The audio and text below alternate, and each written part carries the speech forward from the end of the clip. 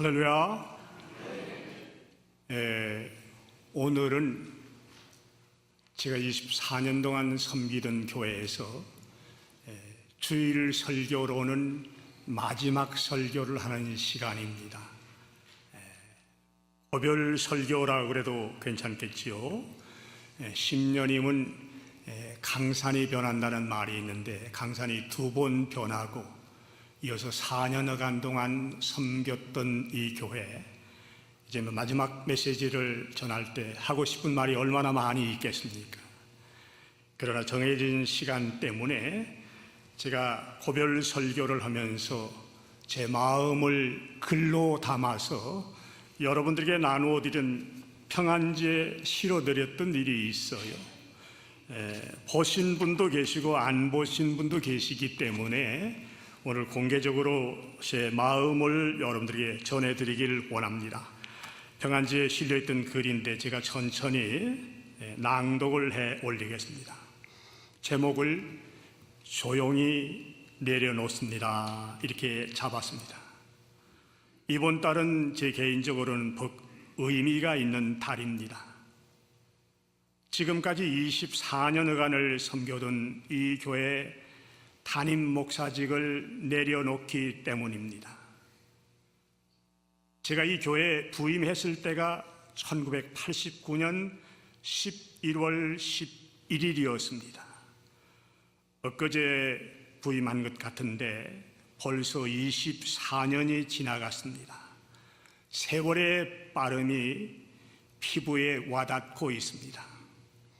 이민교회에서 부교역처럼한 교회를 섬겨왔기 때문에 단독 목회 경험이 없는 저를 다독거려 주시고 격려해 주시던 원로 장로님 한 분 한 분과 성도들 한 분 한 분에게 너무너무 감사했다는 고백을 드립니다.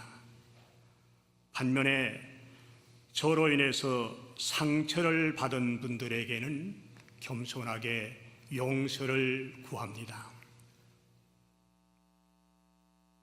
주차장이 넓은 곳을 찾기 위해서 동분서주 건물을 찾으러 다니던 일들과 교회 개축 공사할 때 눈물 흘리면서 기도로 물질로 도와주시고 헌신해 주신 권사님들과 성도 한 분 한 분을 제가 어찌 잊을 수가 있겠습니까?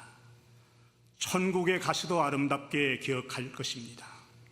이 아름다운 미주평안교회를 24년 동안 섬길 수 있었던 것은 하나님의 크신 축복이요, 제 일생을 두고 잊을 수 없는 감동이요, 기쁨이요, 자랑입니다. 그렇기 때문에 담임 목회자의 직분을 내려놓지만 이 교회를 가슴에 품고 계속 기도해 나갈 것입니다. 그런 가운데도 마음이 변하는 것은 좋은 후임 목사님을 모셔서 교회가 흔들리지 않는 가운데 물러간다는 것입니다. 이제부터는 새로 모신 담임 목사님을 중심으로 해서 하나님께서 이 교회에 맡겨주신 그 사명을 감당하기 위해 더 기도해 주시고 협조해 주시기를 바라면서 이 교회에 대한 소문, 좋은 소문들이 계속 들려지기를 간곡한 마음으로 부탁을 드립니다. 감사했습니다. 여러분들 한 분 한 분을 사랑합니다.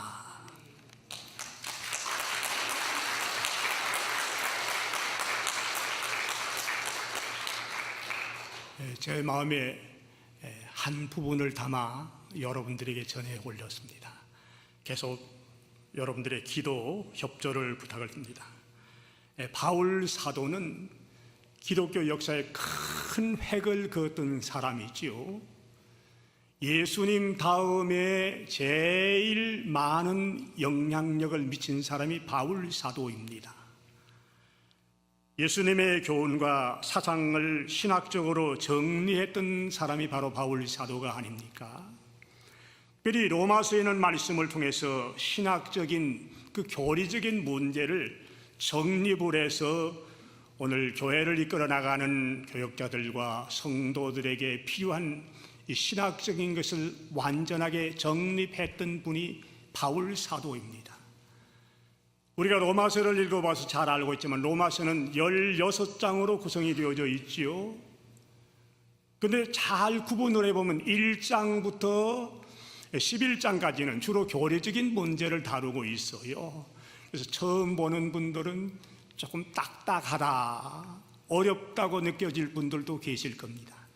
근데 12장부터 16장까지는 그 교리를 근간으로 해서 우리 삶의 현장에서 그 교리를 어떻게 적용시켜 나가며 살아갈 수 있는가 하는 실제적인 문제를 다루고 있습니다. 교리가 신앙의 뼈대가 되는 부분이라 그러면 우리 삶은 열매가 되는 부분이라고 말씀을 드릴 수 있지 않겠습니까? 그래서 그 사람의 삶을 보면 신앙 상태가 어떤지 어느 정도 구분이 됩니다. 신앙생활 잘 하고 있는 분인지, 신앙생활 그저 뭐 별일 없이 설렁설렁 이렇게 하고 있는 분인지 삶의 현장에서 구분이 되거든요. 오늘 바울 사도께서 제일 먼저 강조해 주고 있는 삶의 현장에서 실제적으로 살아야 할 부분들을 생각하면서 은혜를 나누길 원합니다. 아주 짤막한 말씀이에요. 우리 2절 말씀 합독하지 않았습니까? 짤막한 이 2절 말씀 가운데 바울 사도께서는 여러분들은 앞으로 이렇게 살아나가십시오 하는 것을 구체적으로 3가지로 제시를 해줍니다.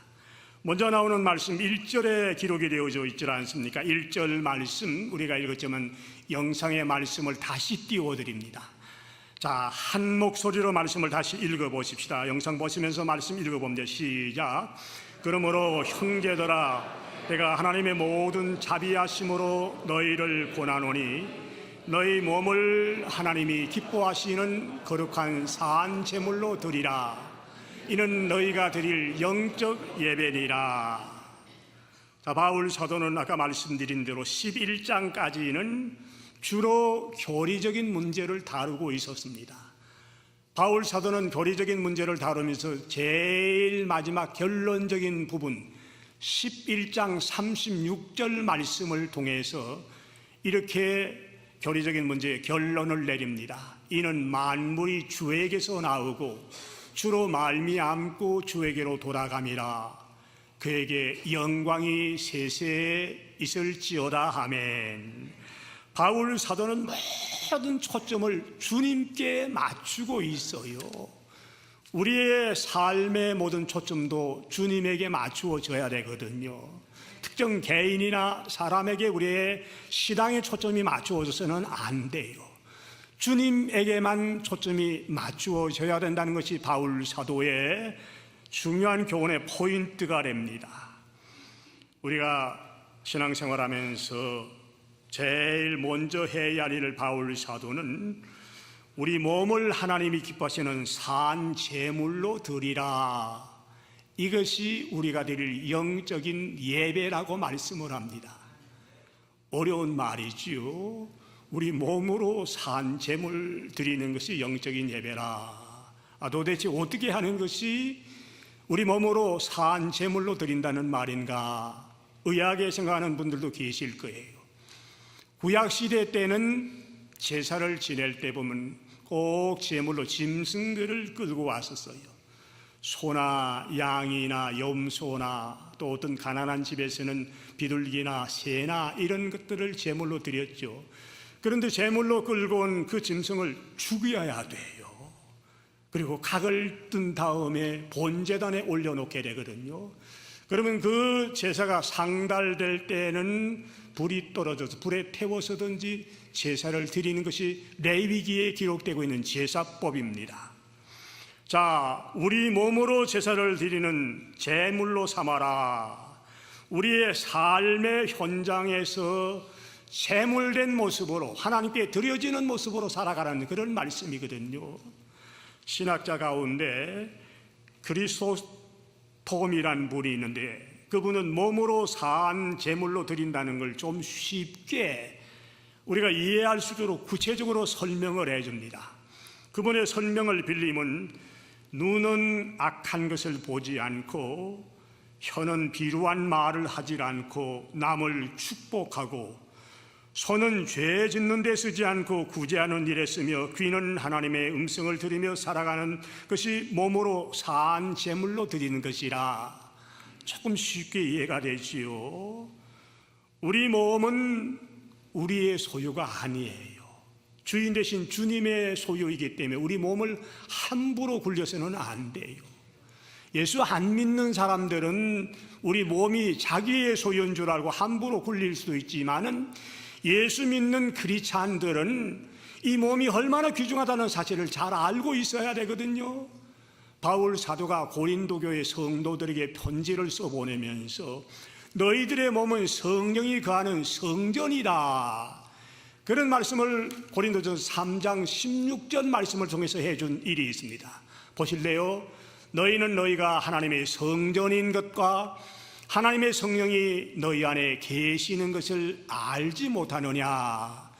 우리 몸이 하나님의 성령이 거하는 성전이기 때문에 함부로 굴려서는 안 된다는 말씀이지요. 6장 19절에도 그런 말씀을 반복해서 말씀을 해주는데, 너희 몸은 너희가 하나님께로부터 받은 바 너희 가운데 계신 성령의 전인 줄을 알지 못하느냐. 너희는 너희 자신이 것이 아니라, 우리 소유가 아니래요. 그런데 예수를 안 믿는 사람들은 자기 몸이 자기 것인 줄 알고 마음대로 굴리지요. 그러다 보니까 예수를 모르는 젊은 청소년들도 그런 어른들을 따라하는 청소년들이 많이 있어요. 우리 주변에 많이 보입니다. 담배술하는 거 예사로 생각을 하는 청소년들이 있어요. 담배술만 말하는 건 아닙니다. 말이 하나나 심지어는 마약까지 자기 몸에 투입하는 청소년들도 있거든요. 놀라운 사실은 초등학교, 우리 한국식으로 말하면 국민학교 애들이에요. 이런 애들도 마약글에 동참하는 애들이 있다. 이게 말이나 되는 얘기입니까? 이런 일이 실질적으로 우리가 살고 있는 이 LA 이민사회에서 벌어지고 있거든요. 왜 이런 일이 벌어지냐 그러면 자기 몸이 자기 것인 줄 알고 함부로 굴리는 이런 일들을 하는 어른들의 모습을 본보고 있기 때문에 그러거든요. 그러니까 오늘 바울 사도는 몸을 세상과 성별에서 헌신하면서 시간마다 드리는 것이 산 제물로 예배를 드리는 생활이다, 그렇게 말씀을 합니다. 우리가 주일날 성전에 올라와서 오늘 예배를 드리고 있는 이 성전 예배도 참 중요해요. 하나님이 기뻐하시는 일 가운데 한 부분이지요. 그러나 성전 예배도 중요하지만 삶의 현장에서 시간마다 내 몸을 하나님이 기뻐하신 제물로 드리는 이 예배가 얼마나 귀중한 줄 몰라요. 예수 믿는 사람이 성전에서만 거룩한 체하고 성전 예배만 강조할 게 아니라 우리의 삶의 현장에서도 예수 믿는 사람답게 살아나가야 된다는 말씀이거든요. 성전에서는 누구나가 다 천사같이 거룩하게 보입니다. 그런데 우리 삶의 현장에서 여러분들의 삶은 어떠하십니까? 믿는 사람들과 구별이 되고 있다고 생각을 합니까? 저분 보니까 내가 예수 믿고 싶은 마음이 생긴다고 이런 칭송을 받고 있는 삶을 사느냐는 그런 말씀이거든요. 우리 몸을 주님께 헌신하는 것도 바치는 것도 참 중요한 얘기입니다. 몸의 주인 되시는 예수님께서 때때로는 우리들에게 몸 바쳐 헌신하라.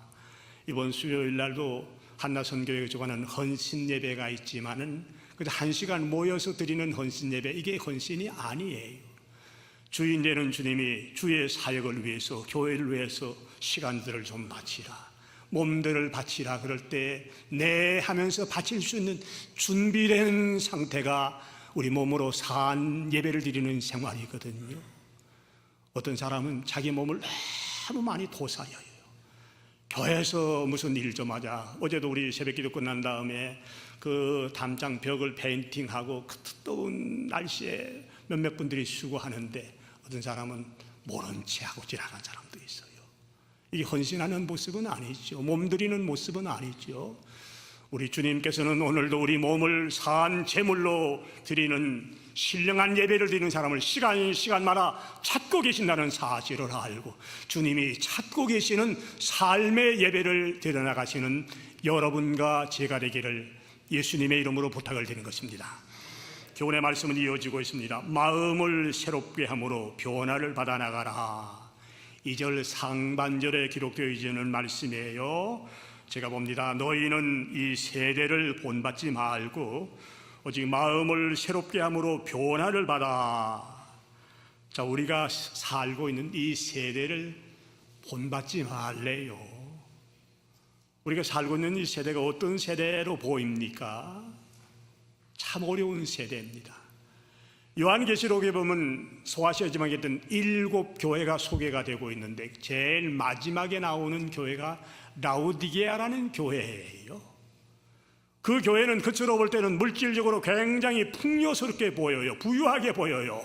그러나 내적으로는 영적으로 아주 곤고한 상태, 이런 상태에 놓였거든요. 그리고 신앙 상태는 뜨겁지도 않고 차지도 않고 미지근한 상태이기 때문에 주님께서는 뜨겁지도 않고 차지도 않은 그들을 내 입에서 토쳐내버리겠다, 주님께서 버리시겠다고 지적한 교회가 라우디게아 교회거든요. 어떤 면에서 보면 이 세대가 그런 세대를 닮아가고 있는 양상이 보여요. 미국 연방법원에서 동성결혼 합법적으로 판사들이 5대4로 가결을 시켰습니다. 하나님이 싫어하는 일 아닙니까?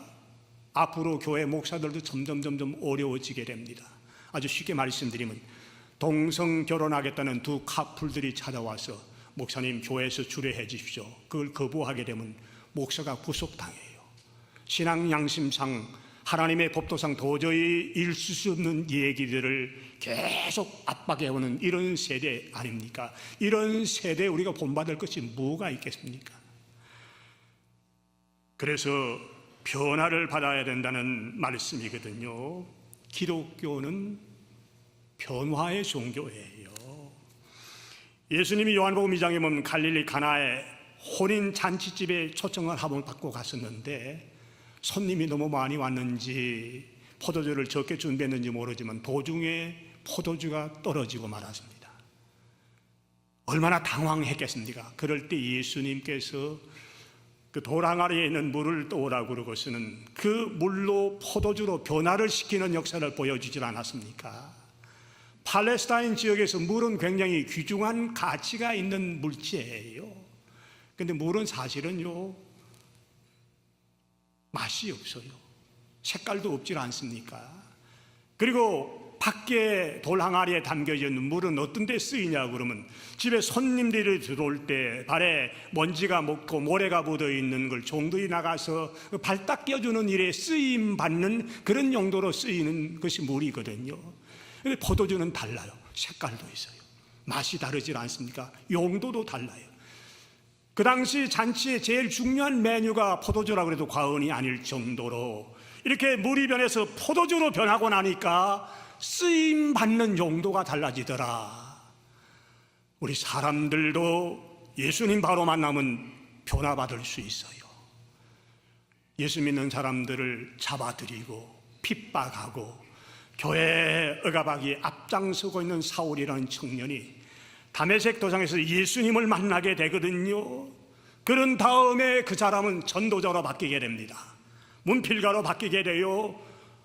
사도로 바뀌게 돼요. 철학자로 바뀌게 돼요. 신학자로 바뀌게 되거든요. 누구의 얘기입니까? 오늘 로마서를 기록하고 있는 바울의 얘기 아닙니까? 이렇게 달라질 수 있어요.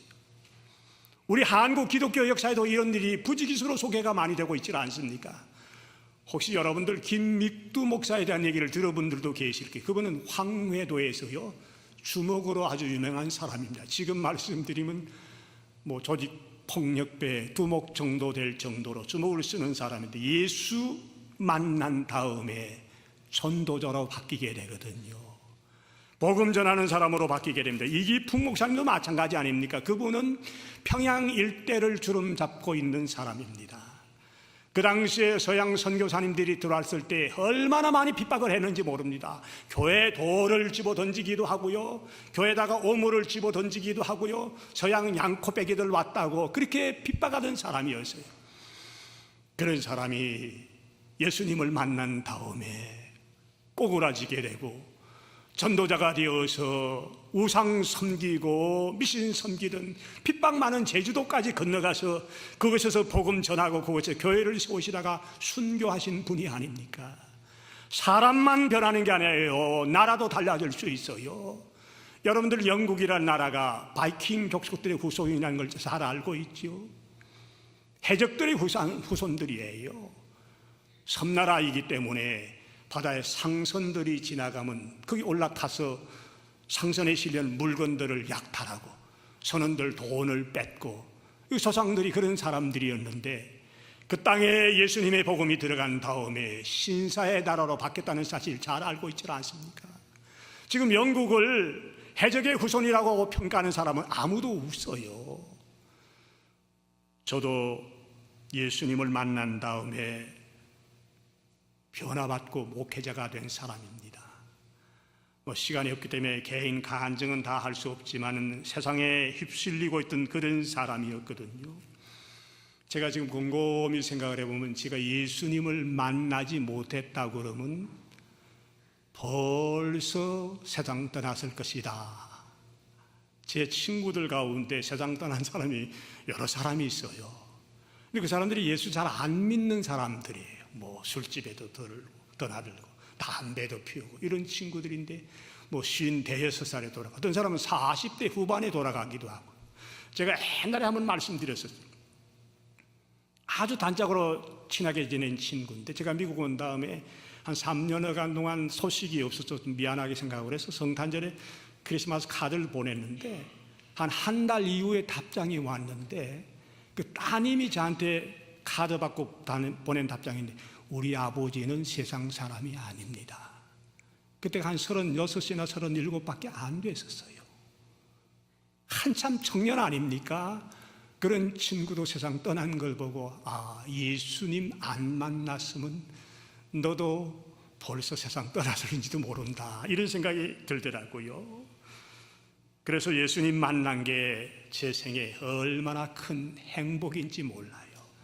여러분들이 이민 생활하면서 이 세상 살면서 돈 좀 벌었다, 큰 집에 살고 있다, 좋은 차 타고 다닌다, 좋은 직장 경영한다, 좋은 사업체 가지고 있다, 그것보다 더 귀한 것이 예수님 만난 것이 가장 큰 축복인 줄 아시고 행복한 생각하셔야 됩니다.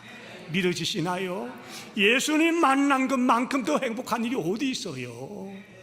좋은 부인, 좋은 남편 만난 것도 행복의 조건이 될 수 있을런지 모르지만은 예수님 만난 것만큼 큰 행복이 없어요. 제가 이제 이민 목회 정리를 하면서 회고록을 발간했는데 다음 주일에 드릴게요. 여러분들 이제 다음 주일날 올라오세요. 오시는 분들만 한 권씩 드릴 거예요. 근데 그 책 제목 이름을 뭐라고 정했냐 그러면요, 우리 함께 걸어 행복한 그 길이라. 주님과 같이 걸어왔다는 게 너무너무 행복하고, 성도 여러분들과 같이 걸어왔다는 게 너무너무 행복하고, 미안한 얘기지만 우리 가족들과 같이 걸어왔다는 게 너무너무 행복하기 때문에 우리 함께 걸어 행복한 그 길이라고 제목을 붙였습니다. 자, 예수님 바로 만남은 삶의 목표가 바로 정해져요. 내가 무엇을 위해서 한평생을 살아야 될 건가? 내가 무엇을 위해서 내가 투자해야 될 건가? 내가 무엇을 위해서 올인해야 될 건가? 이게 분명히 정해지게 마련이거든요. 그렇게 되면 인격이 달라져요. 생각하는 게 달라져요. 말이 달라져요. 행동이 달라지게 마련이거든요. 여러분들도 예수님 바로 만나게 되면 여러분의 인격이, 여러분의 삶이, 여러분의 철학이, 삶의 목표가, 말이, 행동이 달라진다는 사실 바로 아시고 예수님 만나 뵙고 변화되는 삶, 달라지는 삶을 살아가시기를 주님의 이름으로 부탁을 드리는 겁니다. 매일 초조하고 불안하게 생각하는 사람도 있죠. 안달 부리고 염려하고 근심하던 사람이 예수님 바로 만나면요, 마음의 평강을 느끼게 되어져 있어요. 염려, 근심, 안달 다 사라지고요. 시간마다 다음 달 그 모게지 페이먼을 못 내도 마음의 평강이 찾아오거든요.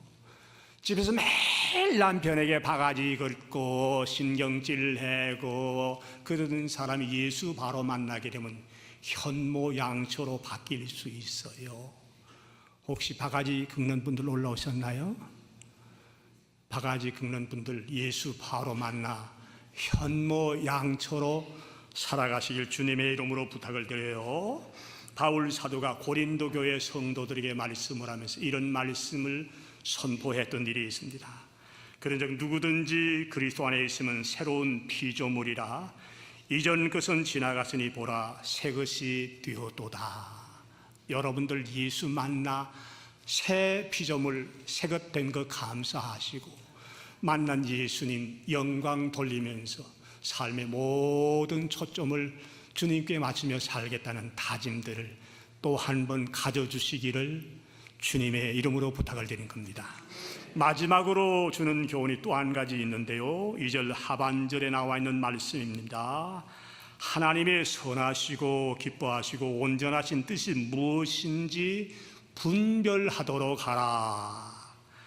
변화된 삶을 살아가는 사람은 시간마다 하나님의 뜻이 뭔가를 좀 분별하면서 살아가라, 이렇게 생각하는 것이 하나님의 뜻인가, 이런 말을 하는 것이 하나님의 뜻인가, 이런 걸 좀 생각해 보라는 말씀이에요.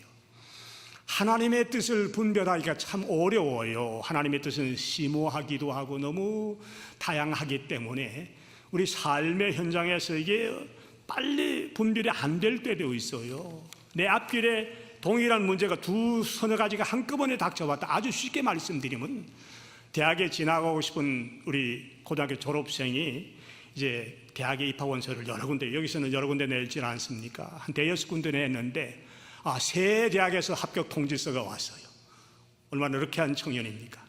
그런데 세 대학 가운데 어느 대학으로 가는 것이 하나님의 뜻인가 행복한 고민을 하는 청년들도 있거든요. 그래서 카운셀러를 찾아가기도 하고 선배를 만나보기도 하고 스칼라십의 조건이 어떤지 이러면서 서너 가지가 한꺼번에 겹칠 때 하나님의 뜻을 분별하기 어려울 때도 있어요.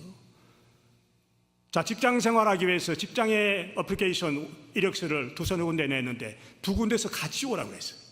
얼마나 럭키합니까? 그러면 A 회사로 가는 게 하나님의 뜻인지 B 회사로 가는 게 하나님의 뜻인지 그게 구별 안 될 때가 있거든요. 그래서 베네핏이 어떤지 펜션이 있는지 휴가가 며칠인지 그런 거 다 재본 다음에 결정을 하겠죠.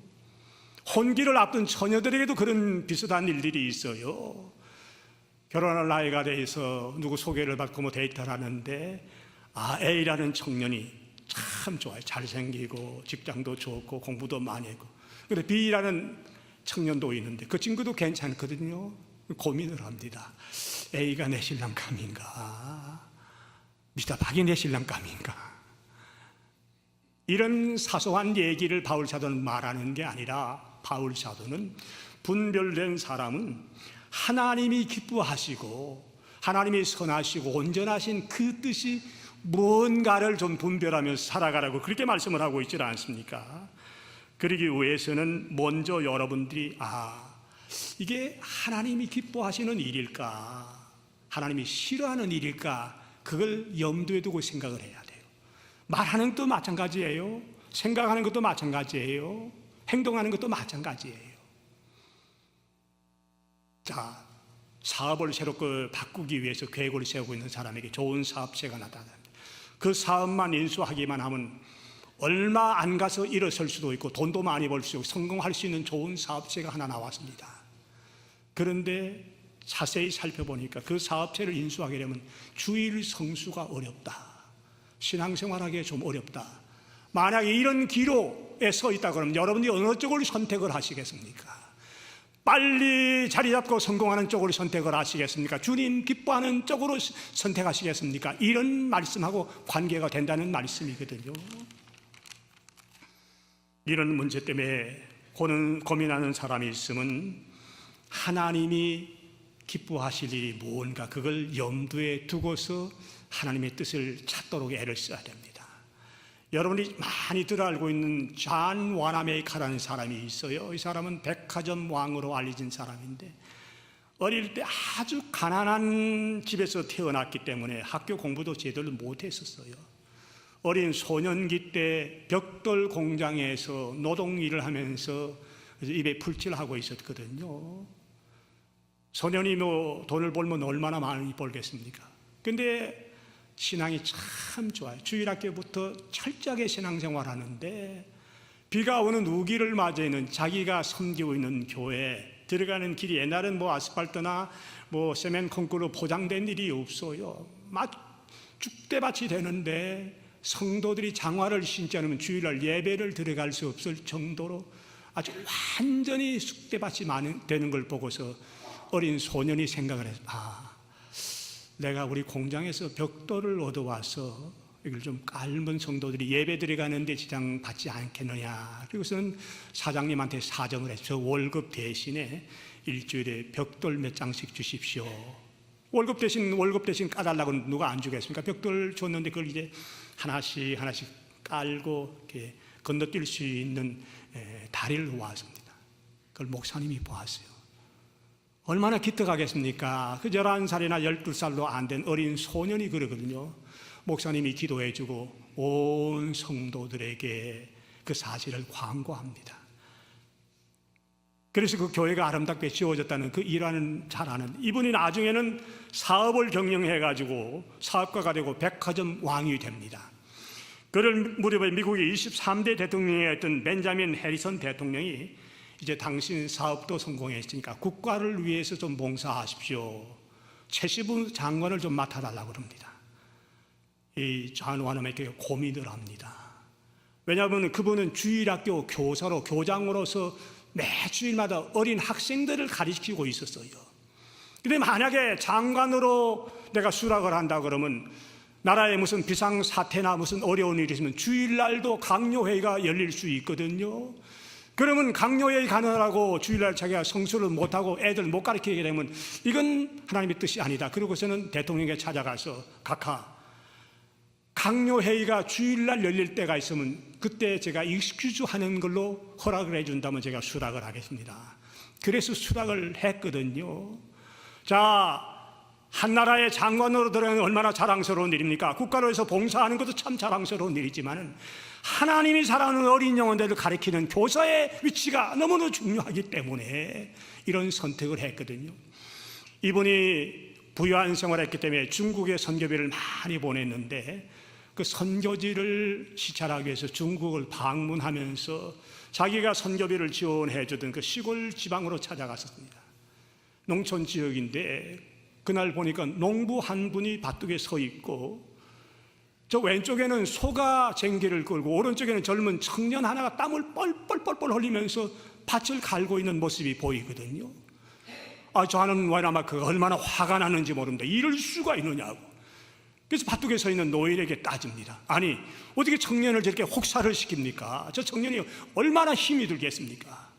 그 청년이 밭 가는 걸 보고 그렇게 따졌는데 그 노인이 그렇게 얘기를 합니다. 저 청년은 제 아들입니다. 작년에 저기 보이는 저 교회를 건축하게 되었는데 건축 헌금이 없었기 때문에 소 한 마리를 팔아서 건축 헌금으로 드리고 그 대신 밭을 갈 때는 내가 소 대신 쟁기를 끌겠습니다. 그렇게 약속을 했는데 그 약속을 지금 지키고 있는 겁니다. 그런 말을 해주더래요. 존 와나메이카가 얼마나 감동을 받았는지 모릅니다. 예수님이 십자가를 끌고 골고다 위에 올라가는 모습이 바로 저 모습이구나. 너무너무 감동을 받고 그 청년을 미국으로 데려와서 신학 공부를 시켜서 주의 종으로 만들었습니다. 그분이 누가 하면 중국 복음화에 기수했던 성문삼이라는 목사님이거든요. 하나님의 온전하신 뜻을, 하나님이 기뻐하시는 뜻을 분별했던 사람의 아름다운 모습이 소개가 되고 있지 않습니까? 존 와나메이카에 대한 얘기는 참 많이 소개가 되고 인터넷에 들어가 보면요 참 아름다운 모습이 많이 소개됩니다. 제가 무슨 말씀을 드리고 싶으냐 그러면 하나님의 뜻을 분별할 줄 아는 사람은 하나님이 기뻐하신 일이 뭔가를 염두에 두고 살기 때문에 이렇게 아름답게 살아갈 수 있다는 말씀입니다. 저는 이제 일선 목회를 내려놓으면서 마지막 주일 예배를 드리는 시간이기 때문에 할 말이 참 많이 있습니다만은 시간이 한정되어져 있기 때문에 오늘 드린 말씀 짤막한 말씀입니다. 로마서 12장 1절 2절 말씀을 가슴에 안으세요. 가슴에 새기세요. 그리고 바울 사도가 실제적인 삶의 현장에서 제일 먼저 교훈해준 실제적인 교훈의 말씀이 아닙니까? 시간 마라 몸으로 산 제사를 드린다는 심정으로 헌신하면서 교회를 섬겨주시기를 부탁을 드리는 겁니다. 예수님 바로 만나서 여러분의 생각이, 인격이, 언어가, 생활이 예수 믿는 사람답게 변화바라지시기를 주님의 이름으로 부탁을 드립니다.